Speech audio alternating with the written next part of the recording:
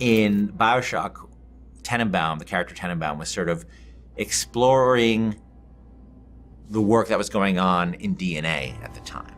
You know, the work that Crick and Watson were doing. And she was building upon that, and that, you know, a very radical enhancement of that work was done by Tenenbaum and Sue Chong, and you get the world of plasmids that make the original BioShock. Elizabeth's not a scientist, but she has the ability to interact with the kind of science that was being done in this period, the kind of science that was being done by Einstein, the kind of science that was being done by Heisenberg. All this sort of the world of physics that's being explored, you know, around the turn of the century, and how the science, in the same way Crick and Watson were opening our eyes up to what was inside of our body, these scientists, Einstein and Heisenberg and Max Planck, were opening our eyes to what existed around the universe.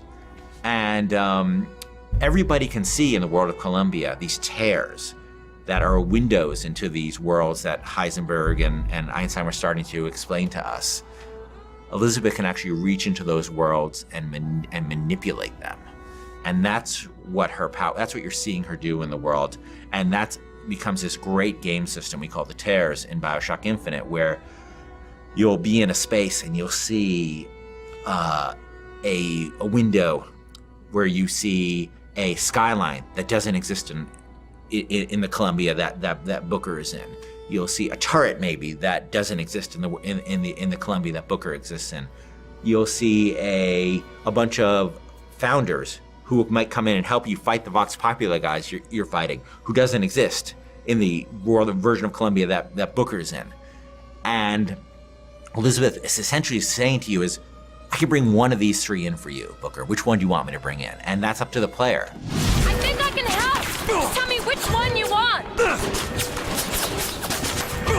That one, now! We're gonna have all these tools that player has that the player can access via Elizabeth that is gonna make everybody's play experience different. And that's what we always want with BioShock. We want the way I play it, the way you play it, the way he plays it to be different. And that's Elizabeth's ability to manipulate terrorists is just another great way to do that.